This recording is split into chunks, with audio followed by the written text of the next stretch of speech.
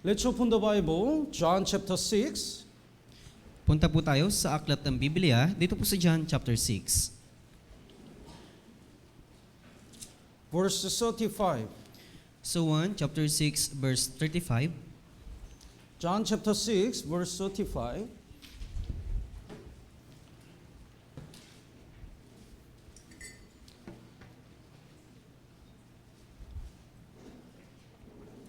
Basahin po natin ng sabay-sabay. 3, 2, 1. Sinabi ni Jesus sa kanila, "Ako ang tinapay ng buhay, ang lumalapit sa akin ay hindi magugutom, at ang sumasampalataya sa akin ay hindi kailanman mauuhaw." The message of John, book of John is very clear.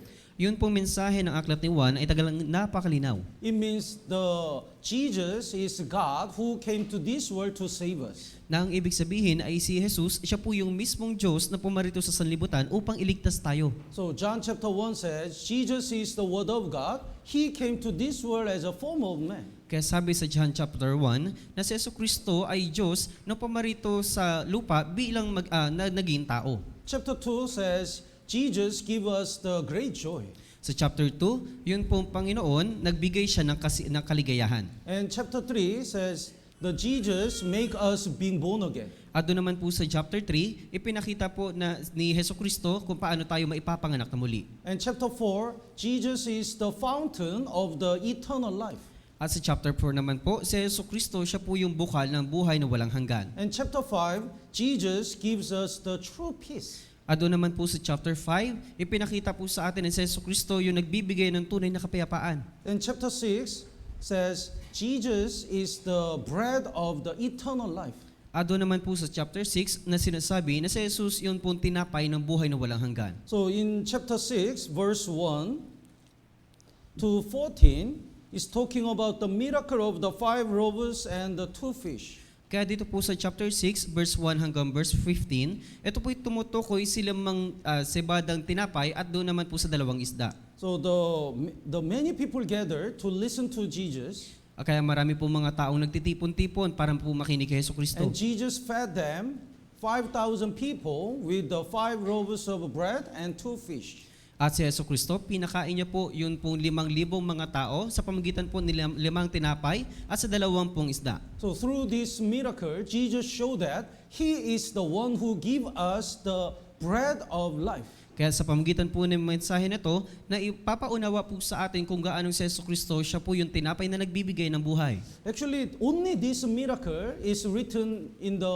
4 gospel books. Sa katunayan, ito pong himala na ginawa po ni Jesucristo, ito po yung nakatala sa 4 na ebanghelyo na kasulat. So Matthew chapter 14, Mark chapter 6, and Luke chapter 9, and John chapter 6. Kaya dito po yung makikita natin sa Mateo chapter 14, sa Marcos chapter 6, sa Lucas chapter 9, at sa John chapter 6. So they are talking about the same miracle. Sila po'y nagpapahiwatig sa parehas na himala lamang. So today we're gonna learn the lesson through this miracle. Kaya ngayon, pag-uusapan po natin, ito pong paksa na ito tungkol sa himala. The verse, chapter 6, verse 5. Sa chapter 6 po, verse 5, Basahin po natin ng sabay-sabay. 3, 2, 1. Itinanaw ni Jesus ang kanyang mga mata, at nang makita niya ang napakaraming taong lumalapit sa kanya, ay sinabi niya kay Felipe, "Saan tayo makakabili ng tinapay upang makakain ng mga taong ito?" So where shall we buy bread that these may eat? Sabi po, saan tayo makakabili ng tinapay upang makakain ng mga ito? So according to the Bible, there were 5,000 men. Sabi po ng Biblia, meron pong 5,000 mga lalaki. So if we include the babies and the women, more than 200,000.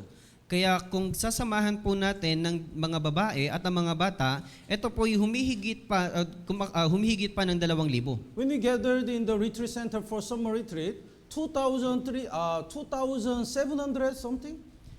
Kaya pag tayo po yung nagtitipon doon po sa retreat, umaabot tayo ng halos 2,700 katao. So how can we feed this great multitude? Kaya ngayon, paano natin mapapakain yung ganitong karaming bilang? Why Jesus asked this question?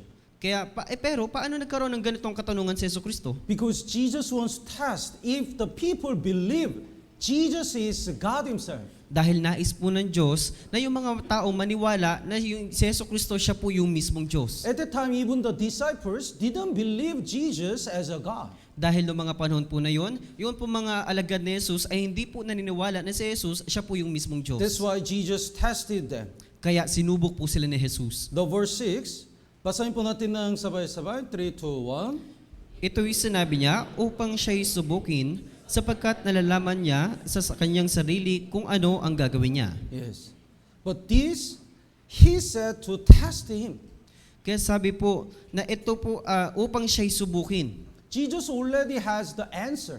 Dahil meron na pong kasagutan si Jesucristo. But He wants to test whether Philip and Andre, His disciples, believe Jesus as a God. Pero gusto niyang subukin kung talagang maniniwala si Felipe at si Andres na siya po yung mismong Diyos. Sometimes the God tests whether people wants to get salvation or not. Kaya kung minsan sinusubok po ng Diyos, yung po mga tao kung nais pa talaga nila maligtas o hindi. That's why intentionally, God give the people suffering. Kaya intention po na binibigyan po tayo ng Diyos ng pagdurusa. When we encounter the suffering, the people who are seeking the truth desire more to be saved. Kaya kapag nakakaranas po tayo ng pagdurusa, yung po mga taong may pagnanais po talaga, yung po naliligtas. Even after we got salvation, God sometimes tests us how much we rely on God. Kaya pagkatapos po nating maligtas, sinusubok po tayo ng Diyos kung paano tayo higit na maniniwala o magtitiwala sa Diyos. Please bookmark here and let's look at the Deuteronomy chapter 8. Lagyan po natin ito ng tanda at punta po tayo sa aklat ng Deuteronomy chapter 8. Deuteronomy chapter 8 verse 2. Sa Deuteronomio chapter 8 verse 2.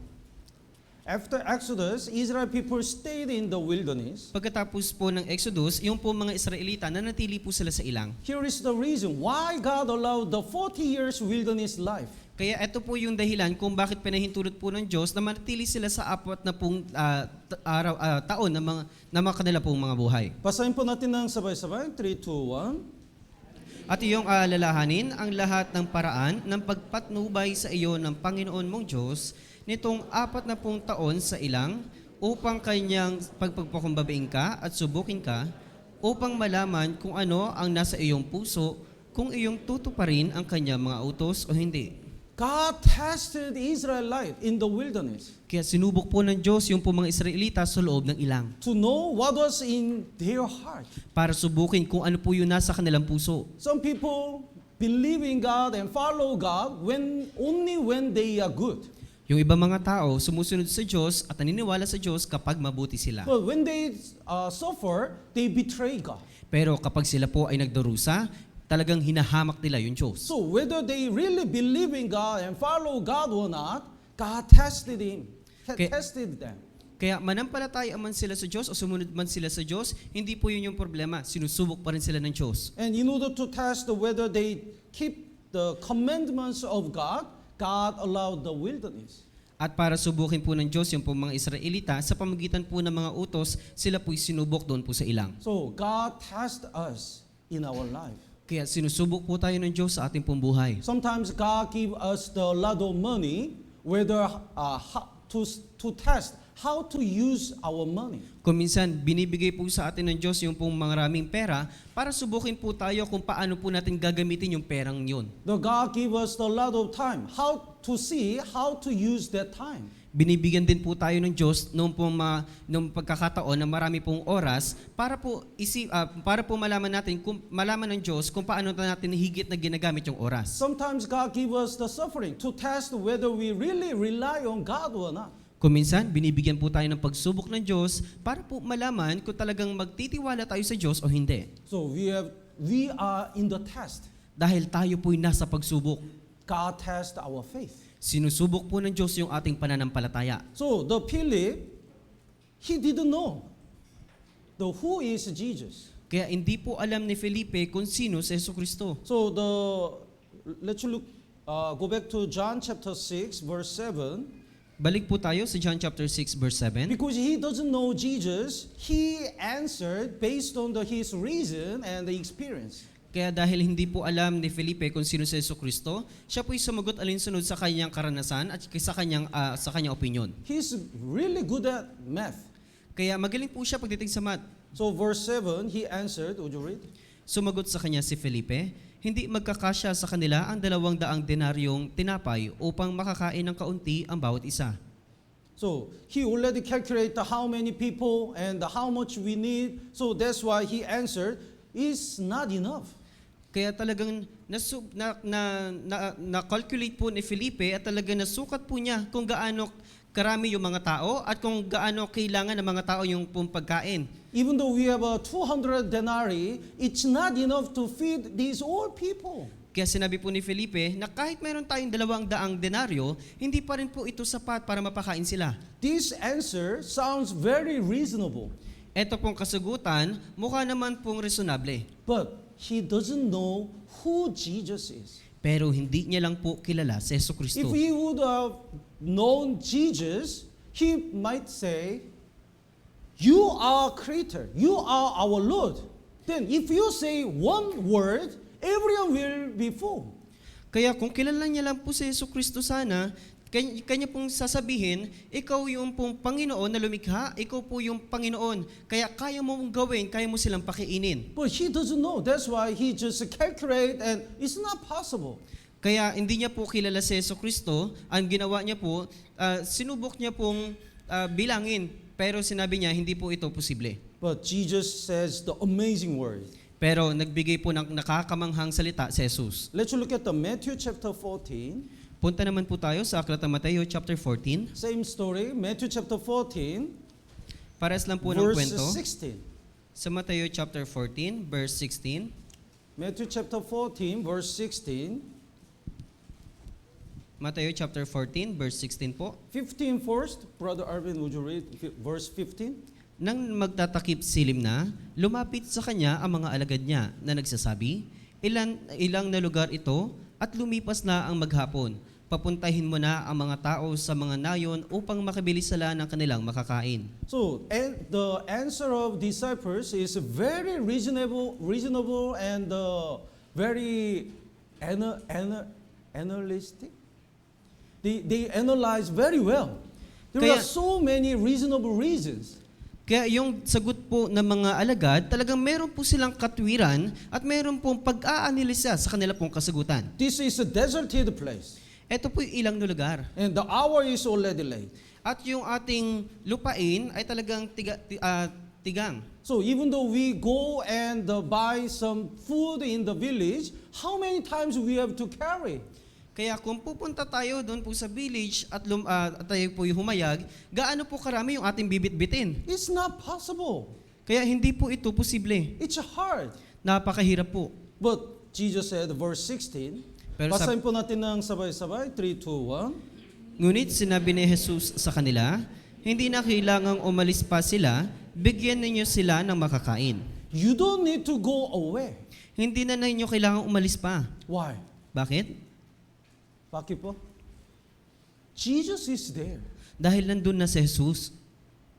Even though they have nothing, if Jesus is there, no problem. Kahit wala silang anuman, pero kung nandun naman si Jesus kasama nila, wala na pong problema. That's why Jesus said, they do not need to go away. Kaya sinabi po ni Yesu Kristo, hindi na ninyo kailangang umalis pa.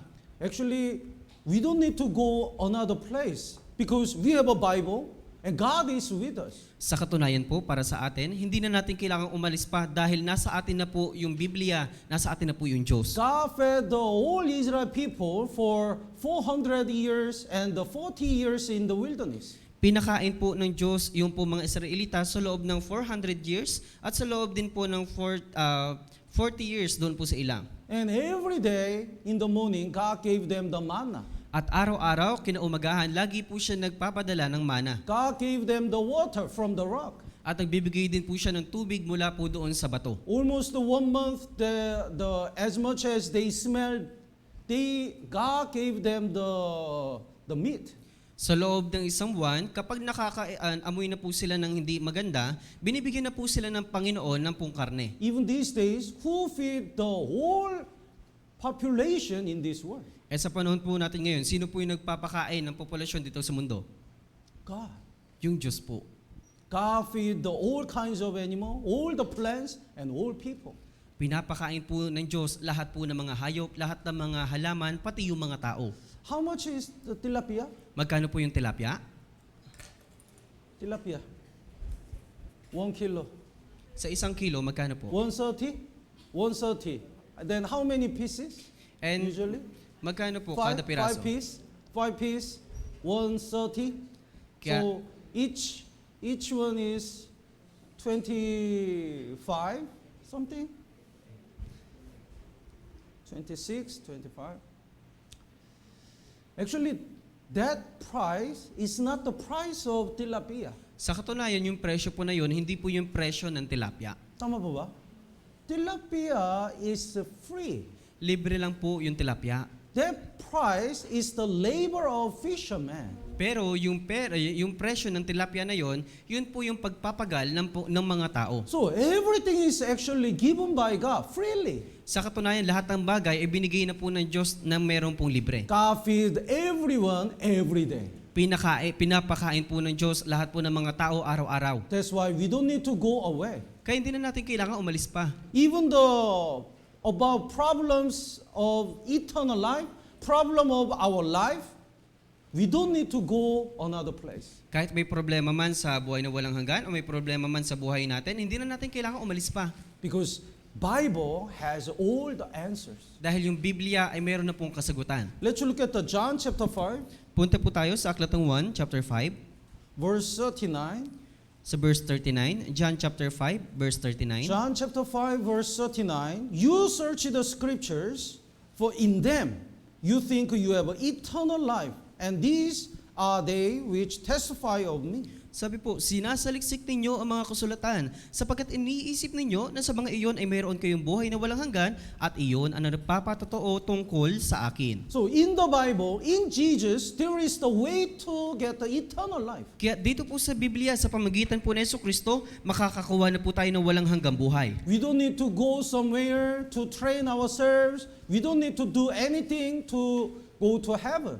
Hindi na natin kailangan pumunta pa sa ibang lugar para i-ensayo yung ating sarili para lang po makapunta sa langit. Jesus said, they don't need to go away. Kaya sabi po ng Jesucristo, hindi nyo na kailangan umalis pa. Because Jesus is there. Dahil nandun na si Jesus. So if they ask the Jesus to help, Jesus can do everything. Kaya kung hihingi po sila ng tulong kay Jesus, kayang gawin po ni Jesucristo lahat ng bagay. So in the Bible, we have all the answers. We don't need to go another place. Kaya dito po sa Biblia, lahat na po merong kasagutan. Kaya hindi na po natin kailangan lumipat pa ng ibang lugar. Let's look at the Colossians chapter 2. Punta po tayo sa Aklat ng Colosas, chapter 2. Colossians chapter 2, verse 2 and 3. Sa Colosas po, chapter 2, verse 2 hanggang 3. Would you read? Upang maaliw sana ang kanilang mga puso sa kanilang pagkakaisa sa pag-ibig. Chapter 2 po, verse 2 hanggang verse 3. Oh. Upang maaliw sana ang kanilang mga puso sa kanilang pagkakaisa sa pag-ibig at magkaroon ang lahat ng mga kayamanan ng buong katiyakan ng pagkaunawa at magkaroon ng kaalaman ng hiwaga ng Diyos na si Kristo. Verse 3, na sa Kanya nakatago ang lahat ng mga kayamanan ng karunungan at kaalaman. So in Jesus Christ, all the treasures are hidden. Kaya dito po kay Jesucristo, lahat ng kayamanan ay nakatago. All the wisdom, all the knowledge, all the answers are hidden in Jesus Christ. Lahat ng karunungan, lahat ng mga kaalaman, lahat ng mga bagay na ito na kay Jesucristo na. So if Jesus is here, we don't need to go away. Kaya kung nandito na po sa Jesucristo, hindi na po natin kailangang umalis pa. We don't need to find another place even for our Christian life. Hindi na natin kailangang humanap pa ng ibang lugar para po lang po sa ating Kristiyanong pamumuhay. We have Ortiga Church. Meron na po tayong Ortigas Church. We have a Bible. Meron na tayong Biblia. We have a gospel. Meron na po tayong Ebanghelyo. And God is with us. At kasama na po natin ng Diyos. So we don't need to go away. Hindi na natin kailangang umalis pa. Let's go back to John chapter 6. Balik po tayo sa Aklat ng 1, chapter 6. Please bookmark in the John chapter 6. Lagyan po natin ng tanda. Ito pong John chapter 6. But Philip didn't know who Jesus is. That's why he computed and answered, even though we have a 200 denarii, it's not enough. Kaya dahil hindi po nikilala nito pong si Felipe sa Jesucristo, kanya pong binilang yung pong mga tao at sa pamagitan po ng 200 na denaryo, sinabi niya po na hindi ito posible na mapakain sila. And the verse 8 and 9, Would you read?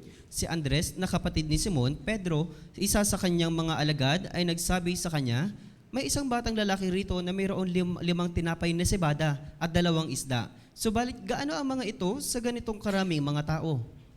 So even the Andre says, we just have the 5 bread and 2 fish. But he asked, but what are they among so many?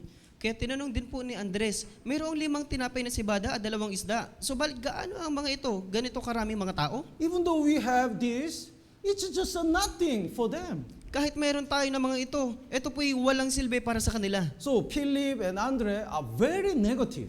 Kaya napaka-negatibo po ni Felipe at ni Andres. It sounds reasonable, but if they really know who Jesus is, that answer is not right. Kaya mukha naman pong makatuwiran, pero hindi po nila kilala si Jesucristo at hindi po nila alam kung ano po yung kasagutan ni Jesucristo. Even born-again Christian try to understand the work of God based on their reason and the experience. Kaya pati po yung mga born-again Christian, sila po yung nangangatuwiran alinsunod sa kanilang experience o karanasan o pati rin po sa kanilang opinion. How can we feed the brothers and sisters? Paano po natin papakainin yung mga kapatid? How can we preach the gospel in all the provinces? Paano natin maipapangal yung ebanghelyo sa mga probinsya? It's difficult. It's impossible. Napakahirap po, napaka-imposible. But our God can perform the miracles. Pero yung Diyos po natin, nagbibigay po siya ng himala. Nothing impossible in God. Wala pong imposible sa Diyos. So, the born-again Christian in Japan, Uchimura Ganjo, do you know? Have you heard that? Uchimura Ganjo? Sa Japan po, kilala niyo po si Ichimori Gancho. He's really saved person. Latest- Uchimura Ganjo. Uchimori Gancho. Uchimura. Uchimura. Uchimura. Uchimura Ganjo. Kilala niyo po si Chumura Gancho. Anyway, the one student asked him, said to him, I cannot believe the Bible because there are so many miracles. May isa pong estudyante na nagsabi po sa kanya na hindi ako naniniwala sa Biblia dahil dito sa Biblia marami naman pong hindi nasasagot. I cannot believe the miracle in the Bible. Hindi ako naniniwala sa himala dito po sa Biblia. Jesus walked on the water. Si Jesucristo naglakad sa tubig. Jesus is resurrected. Si Jesucristo nabuhay. Jesus was conceived by the virgin. Si Jesucristo nilokoban ng isang birhen. So then the Uchimura Ganjo said, if you cannot believe the miracle in the Bible, you can only believe 2 chapters. Kaya sinabi po ni Echumira Gancho na kung hindi ka naniniwala sa Biblia, kailangan mo maniwala sa 2 bagay dito po sa Biblia. You can believe only 2 pages. Kahit 2 pahina lang po. First cover and last cover. Yung unang cover po at yung pangalawa sa huli pong cover. Because the Bible is full of miracles. Dahil po dito sa Biblia ay punong-puno ng himala. From the beginning. In the beginning, God created the heavens and the earth. From the first verse, it's a miracle. Mula pa lang sa pasimula, nilikha ng Diyos yung langit at lupa, eto po himala na. And everything is a miracle. At marami po ditong himala. The biggest miracle is Jesus came to this world and He redeemed all our sins. Ang pinakadakilang himala, yung parmarito po si Jesucristo sa sanlibutan at pinatawad, tinubos niya po ang lahat ng ating mga kasalanan. If people cannot believe the miracle in the Bible, they cannot believe the Bible at all. Kaya kung di po kailanman maniniwala yung mga tao sa Biblia, kailanman hindi na rin po sila maniniwala sa mga himala. But many people try to understand this word without God. Pero marami po mga tao, sinusubukan po nilang unawain ito pong Biblia na hindi po nila kasama yung Diyos. That's why they make many theories. The one of them is the evolution theory. Kaya gumagawa po sila ng maraming mga teorya. Isa po doon, yun pong evolution theory. Evolution theory is, there is a material. Dito po sa evolution theory, meron pong isang materyales. It's like any material. And by the chance, it becomes an organic material. At sa pagkakataon, nagiging organic na po siya na material. And after so much time, and by chance, it becomes one simple cell. At pagkatapos ng ilang panahon, ito pong organic na material ay nagiging isang cell na po siya. Then by so many steps, it becomes a fish. At sa pamamagitan po ng maraming steps, ito po yung nagiging isang isda. And the fish try to go out of the water. At yung isda daw po, sumusubok po siyang pumunta doon po sa tubig. So it becomes like a frog. Kaya nung pagkalabas niya doon sa tubig, siya po yung naging palaka. And it tried to climb up the trees. Ngayon, sinubukan niya naman pong umakyat sa puno. So it becomes like a lizard. Siya po yung naging isang butiki. And lizard wants to fly. At yung butiki, gusto niya naman pong lumipad. So it becomes bird. Kaya siya po yung naging ibon. And it came down and worked. So it becomes a member, like a Kaya- monkey. Kaya nung siya po ay bumaba at siya po ay gumapang, siya po yung naging isang unggoy. And monkey wants to walk. At yung unggoy, gusto niya pong lumakad. That's why finally it becomes a human. Ngayon sa katapusan, siya po yung naging tao na. So it means human came from frog, Ngayon, yung tao galing sa palaka. and human came from fish, At yung tao galing po sa isda. human came from material. At yung isang tao po nanggaling sa isang maliit na materyales How lang. is it possible? Paano po naging posible yun? So the evolution required greater faith. Kaya eto pong evolution, kailangan po ng higit pang pananampalataya. It seems like you just believe it. Kaya mukhang kailangan mo lang maniwala. But think about this. Who made these first materials? Pero pag-isipan niyo po ito pong maliit na materyales na to, sino pong lumikha niyan? So even though it is right, who made these first materials? Ipagpalagay na po natin tama yan. Pero sino po yung lumikha ng una pong materyales na There yan? must be a creator. Meron po siyempreng lumikha. And from material to organic material, it's not possible. Kaya mula po sa material na naging buhay na material, ito po yung maaaring maging posible. Think about this. You dig the ground and put the Coke can, soda can, and after 50 years, it becomes a meat. Kaya pag-isipan niyo po ito, huhukay po kayo ng malalim doon po sa lupa at maglalagay po kayo ng isang cocaine? Can. Ng Soda isang can. ng isang can. Tapos ito po yung magiging karne kalaunan. Is it possible? Posible kaya yung mangyari? That's this step. Kaya parang ganun po yung sistema. And more amazing step is from organic material to organic material becomes one cell. At isa pa pong nakakamanghang bagay, ito pong organic na material, kalaunan nagiging isang cell daw po So siya. it's like the meat, a piece of meat becomes alive. Kaya ito pong pirasong karne ay kalaunan na buhay. It doesn't have a life, but it becomes alive. Wala po siyang buhay, pero ngayon, kalaunan, biglang po nabuhay. It's a miracle.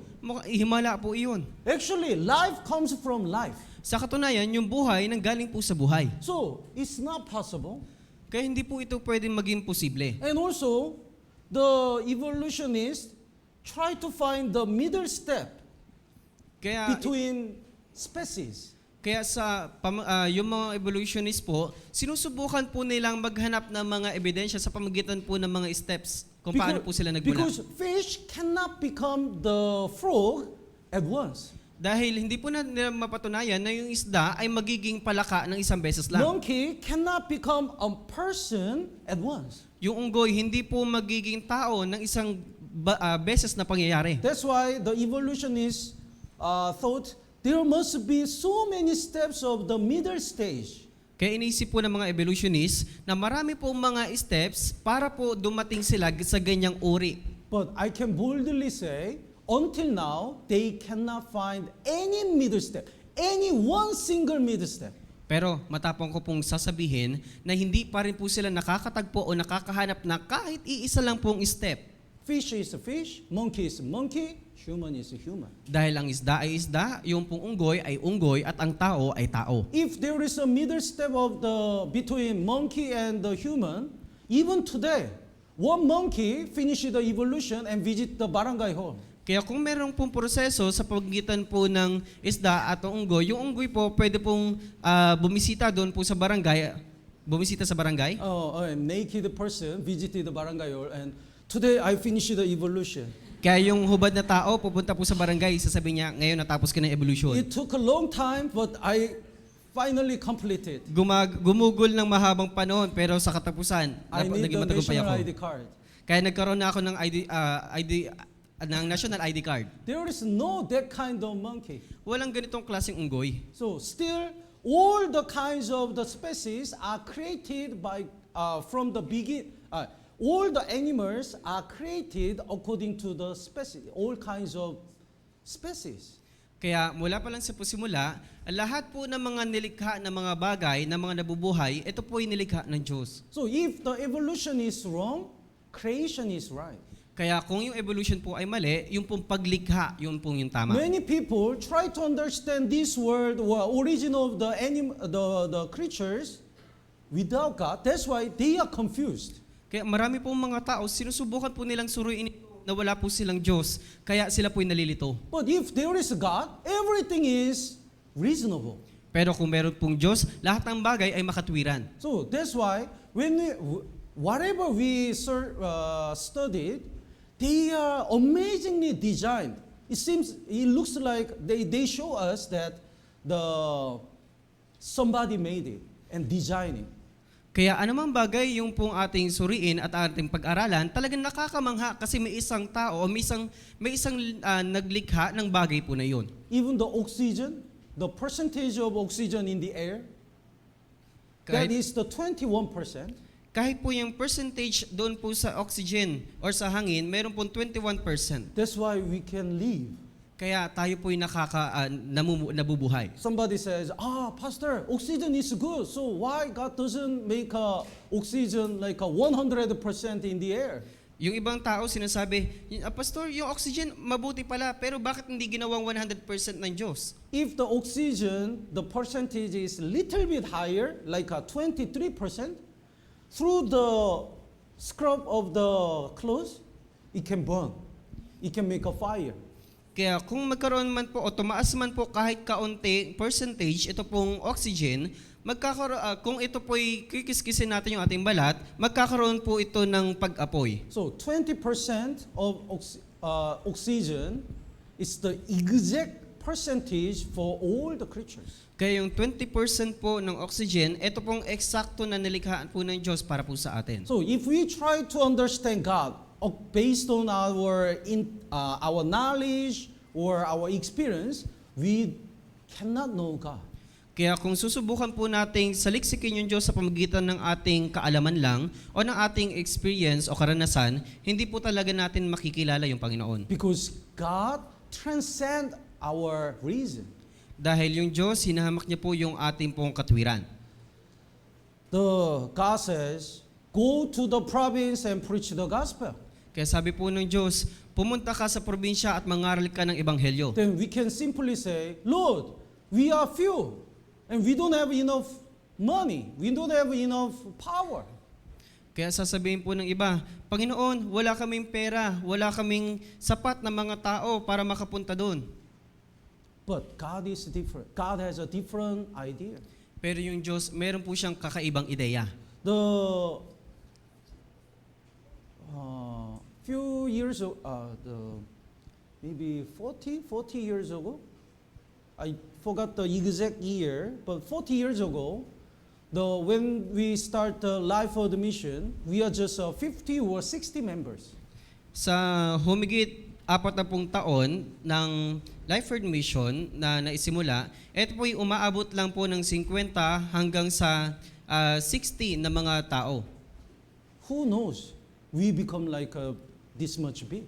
Sino pong nakakaalam na kung gaanong karami na po tayo ngayon? God says, go to this place and that place and preach the gospel and establish the church. Sabi po ng Panginoon, pumunta ka doon sa lugar na yon, dito sa lugar na to, at mangaral ka ng ebanghelyo at magtayo ka ng isang saligang iglesia. Lord, we don't have enough knowledge, enough power, enough manpower.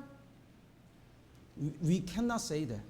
Kaya kung yung iba sasabihin po nila, Panginoon, wala po kaming kaalaman, wala pa kaming sapat na kapangyarihan at ng kalakasan. Hindi natin pwedeng sabihin niyon. Jesus will say, if you can believe, all things are possible to him who believes. Kaya sabi po ng Panginoong Hesukristo, kung ikaw ay mananampalataya, lahat ng mga bagay ay magagawa. So let's go back.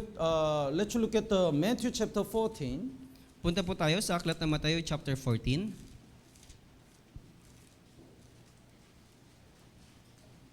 Matthew chapter 14, verses 17 and 18. Mateo chapter 14, verse 17 hanggang verse 18. In verse 16, Jesus said, "They do not need to go away. You give them something to eat."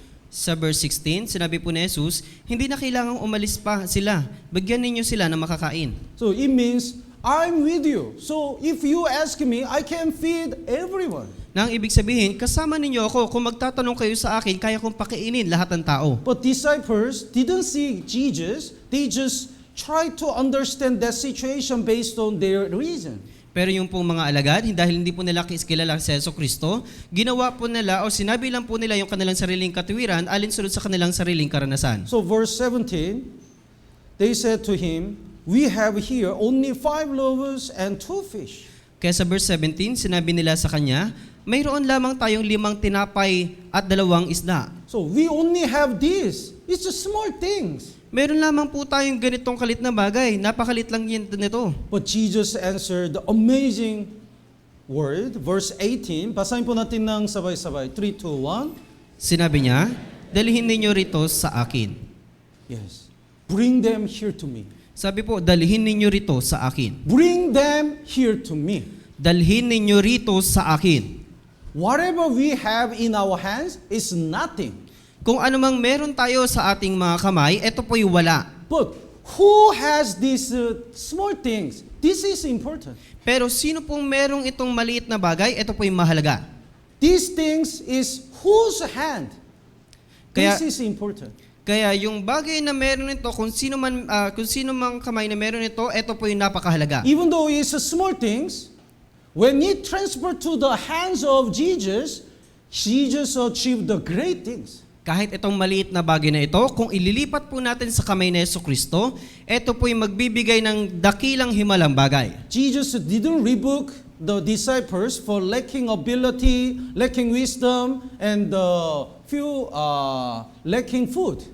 Hindi po hinamak ni Jesus yung pong kanyang mga alagad sa pamagitan ng kakulangan ng abilidad, ng kakayahan, o noong pong kawalan ng pagkain. Jesus just say, bring them here to me. Sinabi lang po ni Jesucristo, dalhin ninyo rito sa akin. So even though we have small things, if we offer it to the Lord, God can achieve the great things with our small offering.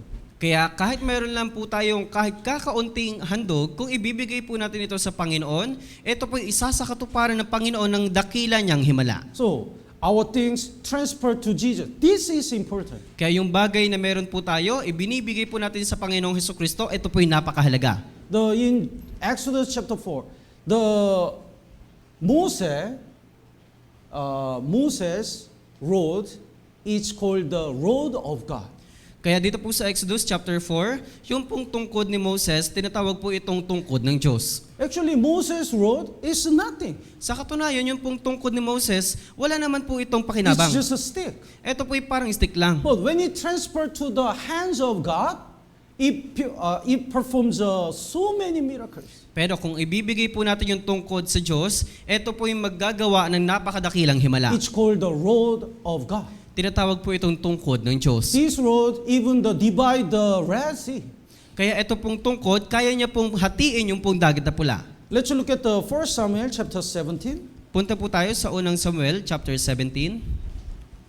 1 Samuel chapter 17. Here is the fight between David and Goliath. Meron po ditong paglalaban sa pagitan po ni David at ni Goliath. At the time, David was a small boy. Noong panahon po na yon, bata pa lang po si David. Goliath's height is 3 meter. Yung taas po ni Goliath ay umaabot po ng 3 metro. His armor is 60 kilogram.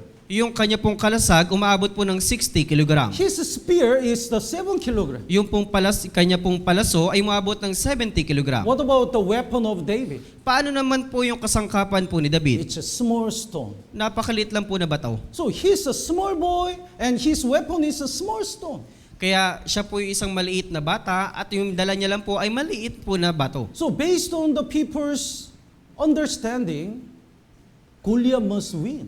Kaya sa pamagitan po ng kaunawaan ng mga tao, maaari si Goliath talaga yung mananalo. But when God holds the David, when God drive the small stone, God killed the Goliath. Pero nung hinawakan na po ng Diyos si David, o nung kanya pong tinira yung pong bato, kanya pong napatay si Goliath. The David exactly understand this work.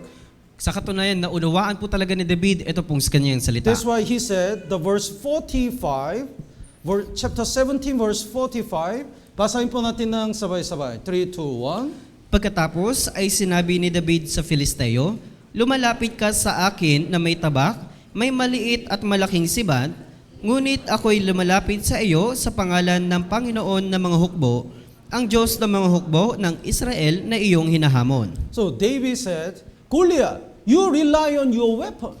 Kaya sinabi po ni David, ikaw Goliath, umaasa ka yan sa sibat mo. But even though I'm a small boy and my weapon is a small stone, I rely on God. Pero kahit maliit na bata lang ako, at kahit meron lang ako maliit na bato, ako po'y nagtitiwala sa Diyos. Then David won. Kaya nanalo po si David. The verse 47, basahin po natin ng sabay-sabay. 3, 2, 1. At upang malaman na buong kapulungang ito na hindi nagliligtas ang Panginoon sa pamamagitan ng tabak o ng sibat, ang labanang ito ay sa Panginoon at ibibigay niya kayo sa aming kamay. So victory is not in the hands, is not in our knowledge or our ability. Kaya yung ating pagtatagumpay, hindi po alinsunod sa ating kaalaman at sa ating abilidad. Victory is in the hands of God. Yung ating pagtatagumpay ay nasa kamay po ng Diyos. Everyone has a Goliath. Lahat po tayo ay mayroon pong isang Goliath. Some people's Goliath is the unsaved husband. Yung iba pong mga tao, yung kanila pong Goliath, yung kanila pong asawang lalaki. Some people's the Goliath is the unsaved parents. Yung Goliath po ng iba pong mga tao, yun po kanila pong mga magulang. Sometimes the financial difficulties and our sinful nature looks like a Goliath. Yung problema po sa pera at yung ating paghihirap, ito po yung ating Goliath. God says, go and preach the gospel. Pero sabi po ng Diyos, humayo ka at mangaral ng ebanghelyo. We can say, no, I can't.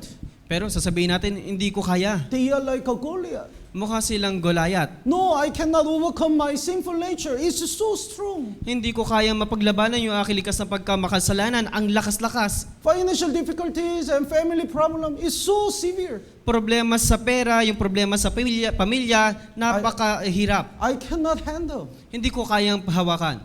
In that time, we have to remember who our Lord is. Sa mga panahon na yon, kailangan po nating alalahanin kung sino ba yung Diyos. In God, nothing possible. Sa Diyos, wala pong Nothing imposible. impossible. Wala pong imposible. Tama po ba? So, God, even though it's a small things, if God holds it, God can achieve the great things. Kaya para po sa Diyos, kahit maliit na bagay lang po yung meron po tayo, mapagtatagumpayan po yun ng Diyos. Samgar killed the 600 Palestina with the one ox goat. Kaya ito pong si Shamgar, siya po'y pumatay ng 600 na mga Filisteo sa pamagitan po ng ng isang ox. So even though that is just a stick, when it in the hands of Samgar, he killed the 600 men. Kahit po stick lang po yun, yung buto na kanya pong hawak, kaya na po yun pumatay ng 600 na katao. Even though the donkey jar bone is a small thing, it's nothing. When the Samson hold that jar, he killed 1,000 people. Kahit po na yung pangapo ng asno ay napakaliit, kaya na po patayin sa pamagitan po ni Samson yung pong 1,000 mga katao. The 2 Chronicles chapter 5, there is the general commander Naaman. Kaya dito po sa 2 Chronica chapter 5, nandito po si Commander Naaman. Then who evangelized him? At sino po yung nag-evangelize sa kanya? The Bible says, captive or younger.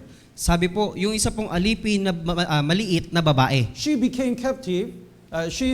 She came from Israel and became captive. Siya po yung nagmula doon sa Israel at siya po yung naging aliping babaeng Even though she's a bata. captive and she's a younger little girl, she boldly evangelized General Lama. Kahit po siya ay isang alipin at isa po siyang batang babae, kanya pong naipahayag yung pong ebanghelyo kay Commander Naaman. I'm just a small boy, small girl. I'm just a high school student. We cannot say that.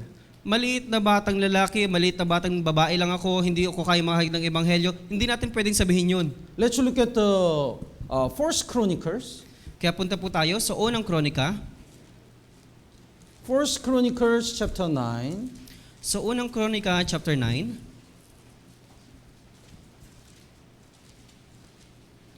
Verse 23. Sa chapter 9 po, verse 23. 23 and 24. Would you read? Kaya't sila at ang kanilang mga anak ay tagapamahala sa mga pintuan ng bahay ng Panginoon. Sa makatuwid ay ang bahay ng tolda bilang mga bantay. Verse 24, ang mga bantay sa pinto ay nasa 4 na sulok sa dakong silangan, kanluran, hilaga at timog. So here are works of the Levites. Kaya meron pong gawain po dito ng isang Levi. Some of them are gatekeepers. Yung iba po doon, bantay ng pintuan. What's their work? Ano po yung kanilang tungkulin? Verse 27, basahin po natin ng sabay-sabay. 3, 2, 1. Sila'y naninirahan sa palibot ng bahay ng Diyos sapagkat tungkulin nila ang magpagbabantay at pagbubukas nito tuwing umaga. Can you catch? Their all responsibility is open the gate. Tignan niyo po, yung kanila pong tungkulin, yung pagbabantay at pagbubukas lang po ng pinto And close the gate. at pagsasarado ng pinto. Nothing more than that. Wala na pong iba. In the morning, open the gate. Tignan mo, sa umaga, bubuksan nila yung pinto. In the evening, close the door. Sa gabi, sasarado nila yung pinto. That's all their responsibility. Ito lang po yung kanilang katungkulan. So, it seems like very small work. Kaya di ba, mukhang napakalit lang na trabaho. But when they did their small work, they kept all the rooms and the treasuries of the house of God. Pero sa maliit na trabaho nila, kanila pong napapanatili lahat po ng mga kwarto doon po sa lugar, pati po yung kanilang kayamanan. Verse 26, basahin po natin ng sabay-sabay. 3, 2, 1. Sapagkat ang 4 na bantay ng pinto ng mga Levita ay tagapamalahala ng mga silid at mga kayamanan sa bahay ng Diyos. So, by opening the door or closing the door, they keep all the rooms, all the chambers, and the treasuries of the house of God. Kaya sa pagbabantay at pagsasara at bukas ng pintuan, kanila pong napapanatili yung pong silid at yung kayamanan po ng bahay ng Diyos. Some people say, I just sing in the church. Kaya sabi po ng iba, I just sing in the church. I just praise in the church. ako po'y kumakanta lang po doon sa loob ng iglesia. Can you say just? Kaya nyo pong sabihin na lang, Na lang? We cannot say na lang. hindi po natin pwedeng sabihin lang. It's not small work. Hindi po itong maliit na bagay. We cannot say, I just typing. I just do the sign language. I just do the translating. We cannot say that. Hindi po natin pwedeng sabihin, nagtatype lang naman ako, nagbi-media lang naman ako, FS lang naman ako. Hindi natin pwedeng sabihin yun. Even if it looks like a small things, when we offer it, God achieved the great work. Kahit mukhang maliit na bagay, kung ibibigay natin yun sa Panginoon, ito po'y dakilang himala para sa Panginoon. I really heard that from one sister, Pastor, some brothers and sisters are shy to offer the offering because it's a small amount. Nakarinig po ako ng isang balita mula po sa isang kapatid na, Pastor, meron daw pong isang sister na nahihiya pong magbigay ng kanyang ikapo dahil po yung kanyang halaga ng pera ay napakaliit lang. Really? Totoo ba? They really misunderstand. Hindi po nila nauunawaan. Even if we think that is a small offering, when we offer it, God can achieve the great things. Kahit isipin man po natin na napakalit na bagay lang po yun, pero kung ihahandog po natin yun sa Panginoon, ito po'y napakadakila na sa Panginoon. There is no small offering. Wala pong maliit na There paghandog. is no small ministry. Wala pong maliit na ministeryo. There is no small boy or girl. Wala pong maliit na lalaki o babae. When they are transferred in the hands of God, God can achieve the great work. Kung ibibigay po natin ito sa kamay ng Panginoon, yung Panginoon po yung bahalang magtagumpay sa lahat ng dakilang ibibigay niya sa atin. So verse 28 to 30, Doon po sa verse 28 hanggang verse 30. would you read? They check their small works. Doon, The 1 Chronicles chapter 9, verse 28 to 30. Because of time, let's look at the verse 31. Okay, tingnan po natin sa verse 31. Basahin po natin ng sabay-sabay. 3, 2, 1. Si Matatiyas, isa sa mga Levita, na siyang panganay ni Shalom, na Korahita ay tagapamahala ng paggawa ng manipis na tinapay. What's their work? Ano yung kanyang katungkulan? Fried. Yung paggawa ng manipis na tinapay. So, their whole work is just fried, Kaya, baked. yung kanyang katungkulan lang po, yung pong paggawa ng manipis na tinapay. When we conduct a Bible seminar, our mothers group, some brothers and sisters, really cook a lot. Kaya sa tuwing may Bible seminar, yung ating mothers group, talaga po sila ay nagluluto. They went to the market, prepare the ingredient, and cook and fried. Sila po'y pumupunta ng palengke, sila po'y naghahanda ng ingredients, nagluluto at nagpiprito. How dare can someone say that is a small work? Paanong sasabihin ng iba na napakaliit ng bagay lang yun? They focus on their own work. Nakatuong pansin sila doon sa kanilang trabaho. That's why all of them are united to serve the Lord together. Kaya lahat po sila meron pong pagkakaisa na maghandog po sa Panginoon. The verse 33, they did their best in their work. Kaya sa verse 33, ginawa po nila yung kanila pong katungkulan sa Panginoon. Basahin po natin ng sabay-sabay. 3, 2, 1. Ang mga ito at ang mga mang-aawit, mga puno sa mga sambahayan ng mga magulang ng mga Levita, na naninirahan sa mga silid at malaya sa ibang katungkulan, sapagkat sila'y naglilingkod araw at gabi. They are quiet. Sila po yung mga mang-aawit. And day and night, they think how to praise the Lord well. Araw at gabi, iniisip po nila kung paano nila mabibigay papuri yung Panginoong Diyos. Sometimes I heard some suggestion from each brothers or sisters or each ministry. Pastor, what if we do like this? So I can see how much they prayed and think to serve the Lord. Kaya sa tuwing nakakarinig po ako ng mga suggestion ng bawat ministeryo, lagi po silang nagsasabi na, Pastor, paano kung gawin namin ito? Kaya talagang naiisip ko kung gaano nakakamangha yung kanilang ginagawa sa Panginoon. Even in the night, they practiced, they prepared, and they clean up. How precious they are. Kahit sa gabi, sila po'y nagpa-practice, sila po'y naglilinis, gaano po nakakamangha yung kanila pong ginagawa. We cannot think that is a small work. Hindi natin maiisip na yun po ay maliit na bagay lang. We cannot ignore that as a small work. It's nothing. Hindi natin pwede pagsawalang bahala na maliit na trabaho lang naman yan, walang problema If yan. it is connected with God, that is the greatest work. Kung ito po'y konektado sa Panginoong Diyos, ito po'y dakila sa Panginoon. So even though it looks like a small things, when we offer it, God achieved the great work. Kahit mukhang kakaunti o maliit na bagay lang, pero kung ibibigay natin sa Panginoon, yung Panginoon po yung magbibigay tagumpay sa dakilang ibibigay sa atin. The big forest starts from the one seed. Kaya doon po sa isang malaking forest, isang pong malaking gubat, ito po yung nagsisimula sa meron pong maliit na apoy. Big church from the one saved person. Kaya sa loob po ng isang malaking church o iglesia, ito po yung nagsisimula sa maliit na tao lang. The early church, when after Jesus resurrected and raised up to heaven, the early church started. Kaya doon po sa naunang iglesia, sa pamagitan po ng maliit na sa kakaunti ng mga naunang mga Kristyano, ito po yung nagsimula sa maliit na mga tao lang.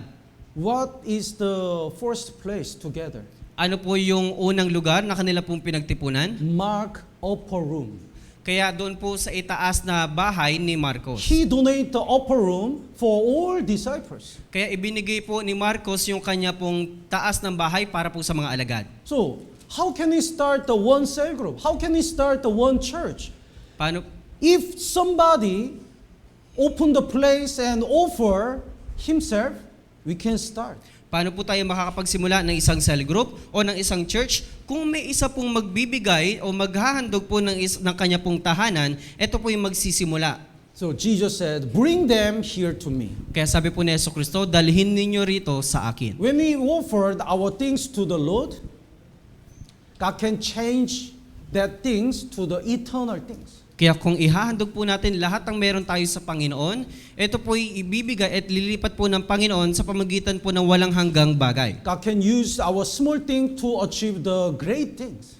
Gagamitin po ng Diyos yung pong maliit na bagay na meron tayo bilang kapalit na magiging dakilang bagay. Let's go back to John chapter 6, Balik po tayo sa aklat ng 1 sa chapter 6, verse 10 and 11. verse 10 hanggang verse 11. Basahin po natin ng sabay-sabay. 3, 2, 1. Sinabi ni Jesus, paupuin ninyo ang mga tao, madamo sa dakong iyon. Kaya't umupo ang mga lalaki na may 5,000 ang libilang. Kinuha ni Jesus ang mga tinapay at nang makapagpasalamat ay pinamahagi niya sa mga nakaupo. Binigyan din sila ng mga isda hanggang sa gusto nila. So, think about this. This is the small boy's lunch. Kaya pag-isipin niyo po ito po'y pagkain lang po ng isang bata. So, bread must be small, and fish must be small. Yung tinapay, maliit lang yan, pati yung isda, maliit lang din po yan. But this small boy is different from the Philip and Andre. Pero ito pong maliit na bata, siya po'y kakaiba kumpara kay Felipe at kay Andres. Philip and Andre is just nothing. Then, how can he feed the 5,000 people? Dahil sa isip po ni Felipe at ni Andres, ito yung walang kabuluhan. Paano natin mapapakain yung 5,000 katao? But small boy, even though it's small things, he wants to offer to Jesus. Pero ito pong batang lalaki, kahit maliit na bagay lang yun, nais niya pong ihandog sa Panginoon. Probably he didn't expect his small offering can feed the even 5,000, 200,000 people. Kaya hindi niya rin po inakala na sa pamamagitan ng kanyang maliit na pagkain, kaya pong pakainin yung pong 5,000 mga tao. But it's important for the small boy. Anyway, he offered it. Kaya ang napakahalaga po sa ginawa ng batang lalaki, kanya pong inihandog yung pong kanyang bagay na meron siya. Then God fed the 5,000 people. At napakain po ng Panginoong Hesukristo yung pong 5 katao. So even though we think that is a small things, we have to offer it to the Lord first. Kaya kung iisipin po natin na maliit na bagay lang po yun, kailangan po natin ihandog yun sa Panginoon. So Eliah moved to the Zarephath Kaya ito pong si Elia, siya po'y lumipat doon po sa Sanbar because of the famine. dahil po sa kagutuman. Then there is the widow in the Zarephath. At meron pong isang babaeng balo doon po sa Sanbar. Then Eliah said, "Give me the bread first." At sinabi po ni Elias, nabigyan mo ko ng tinapay. Hindi, bigyan mo muna ako ng tinapay. This widow says, "We don't have bread. We just have a small flour and a little oil." Pero sinabi po ng babaeng balo, wala kaming tinapay. Meron lamang po kami ng kahit kakaunting harina at maliit na kakaunting bagay lang. We are about to cook and eat and die. At tayo'y kakain, iinom at mamamatay. So, if you hear that, what will you say? Kaya kung maririnig mo yun, anong sasabihin mo? We probably feel great guilty, right? Kaya talagang Sorry, I didn't know that. Kaya magigilty po tayo. Pasensya na, hindi ko alam yun. It's okay, you eat. Sige, kumain ka na. Or we try to find something to give, right? At sinusubukan natin maghanap ng ibang bagay na mapapakain sa kanya. But Eliah says, "Give me first." Pero sinabi po ni Elias, pakainin mo muna ako. It means offer it to the Lord first. Na ang ibig sabihin, ihandog mo muna yan sa Panginoon. Then what happened? Ano pong nangyari? The flour, oil never dried up. Kaya ito pong harina at ito pong langis, kailanman ay hindi po naubos. That's why when they offer it to the Lord, they became more plenty. Kaya kapag ito po'y inihandog sa Panginoon, ito po'y higit pang sasagana. Let's look at the 2 Kings chapter 4. Kaya punta po tayo sa ikalawang hari sa chapter 4. Here is another miracle which is similar with the miracle of the 5 loaves and 2 fish. Ito po'y meron din pong himala na katulad din po doon po sa 5 tinapay at sa 2 isda. 2 Kings chapter 4 verses 40 to 44. Sa ikalawang hari, chapter 4, verse 40 hanggang verse 44. 42, 43, would you read first? Dumating ang isang lalaki mula sa Baal sa Lisa na may dala para sa tao ng Diyos na tinapay mula sa mga unang bunga. 20 tinapay na sibada at mga sariwang uhay na trigo na nasa kanyang sako. At sinabi ni Eliseo, ibigay mo sa mga tao upang sila'y makakain. Ngunit sinabi ng kanyang lingkod, paano ko ito maiahahain sa harapan ng 100 katao? Kaya't kanyang inulit, ibigay mo sa mga tao upang sila'y makakain, sapagkat ganito ang sabi ng Panginoon, sila'y kakain at may matitira pa. They shall eat and have some left over.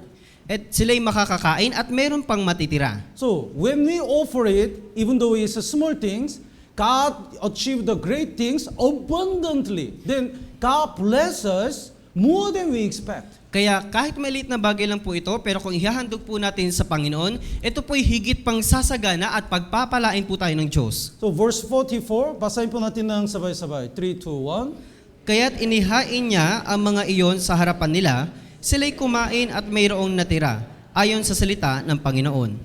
So it's similar with the miracle of 5 loaves and 2 fish. Ito po'y kumakatawan, ito po'y katulad din po ng 5 tinapay at 2 isda. After Jesus fed the 5,000 people, when the disciples gathered the leftover, it's full of the 12 buckets. Kaya noon pong natapos na silang kumain, pagkatapos na iwan na po iyon ng mga tao, ito po, mayroon po pong mga natira na umabot pa sa 12. So when we offer our things to the Lord, God bless us more than we expected. Kaya kung maghahandog po tayo sa Panginoon, higit pa po tayong pagpapalain ng Panginoong Diyos. One of the richest man is Rockefeller in the world. In the world is Rockefeller. Kaya isa po sa pinakatanyag o pinakamayaman ng mga tao dito po sa mundo, ito pong si Rockefeller. His money is more than some countries. Yung kanya pong pera ay higit pa po sa mga bansa. But his first tithe is when he was 6 years old. Pero yung kanyang unang ikapo, noong araw na siya po'y 6 na taong gulang pa lang. His mother strictly taught him to offer the tithe.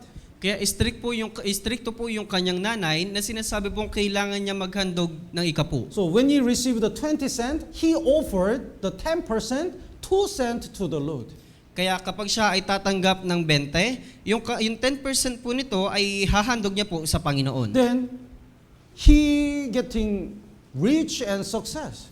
At higit pa po siya nagiging mayaman at nagiging matagumpay. Later when he make the special task team. Kalaunan, nagkaroon po siya ng special task na mga kasama. Workers are 40 workers. There are 40 workers. Meron- He calculate only the 10% of his wealth. Kaya meron po siyang mga katrabaho, The 40 workers, their only work is calculate the tithe of the Rockefeller.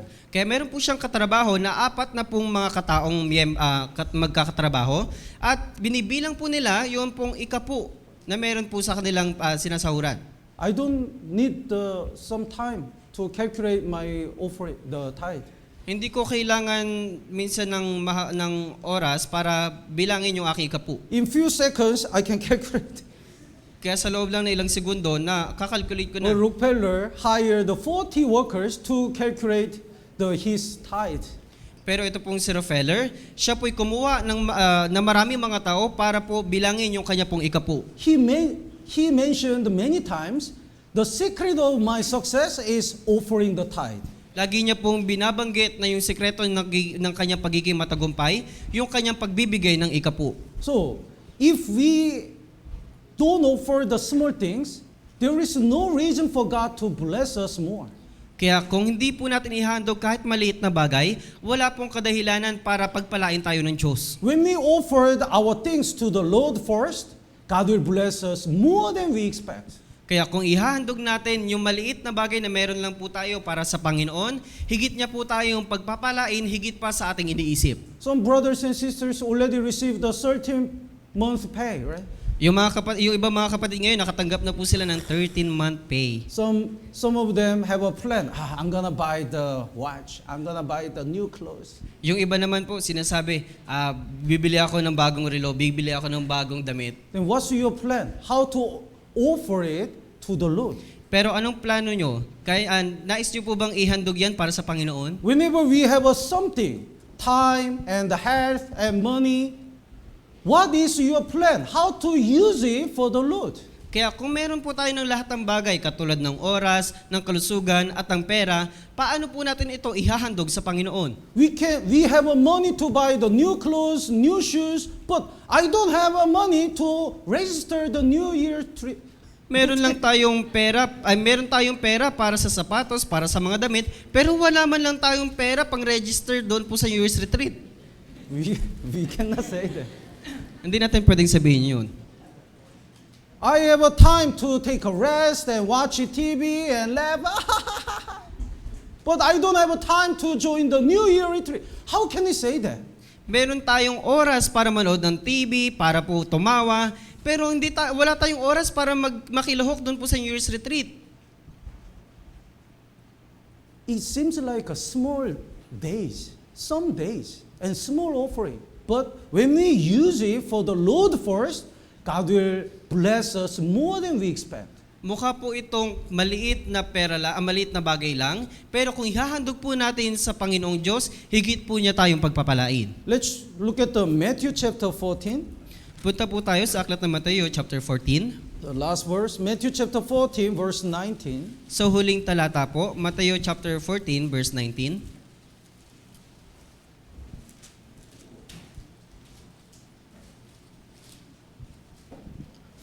and 20. Basahin po natin ng sabay-sabay. 3, 2, 1. Sorry. 19 and 20. 19 and 20. Let's read it together. 3, 2, 1. Ipinag-utos niya sa maraming tao na umupo sa damuhan, pagkakuha niya silamang tinapay at 2 isda, tumingila siya sa langit. Binasbasan niya ang mga ito, pinagpuputol-putol at ibinigay ang mga tinapay sa mga alagad, at ibinigay naman ng mga alagad sa maraming tao. So,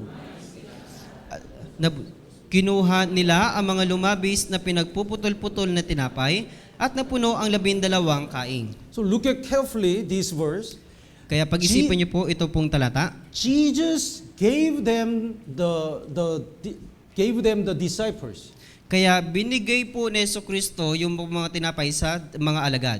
Then the work of disciples is deliver what they receive from Jesus to multitude. At tungkulin po ng mga alagad na kung ano po yung ibinigay sa kanila ni Jesus ay kanila pong ibibigay doon po sa mga tao. So what is our work? Ano po yung tungkulin natin? We just delivered what we receive from God to others. Ibinibigay lang po natin yung ating katungkulin na ibinigay po sa atin ng Panginoong Jesucristo. We already received the great love of God. Natanggap po natin yung pong pag-ibig ng Diyos. Our work is to deliver this salvation to others. Kaya yung ating katungkulan, yung pong ipahayag, yung pong kaligtasan sa ibang mga tao. We receive everything from God. Nakatanggap po tayo ng maraming bagay sa Panginoon. So we have to deliver these things to the Lord. Kailangan Lord. po nating ibahayag ito para sa Panginoon. So God tests us. Kaya kahit po tayo, sinusubok tayo ng Diyos. Whether we rely on God, whether we obey God. Kung higit po tayo magtitiwala sa Diyos o kung higit po tayong susunod sa Diyos. Not like Philip and Andre, like this small boy, we have to offer even small things to the Lord first. Hindi po gaya nito po ni Felipe at ni Andres, kundi maging tulad po ng batang lalaking ito, inihandog niya po yung maliit na bagay na meron siya sa Panginoon. Then God will use our things to achieve the great work of God.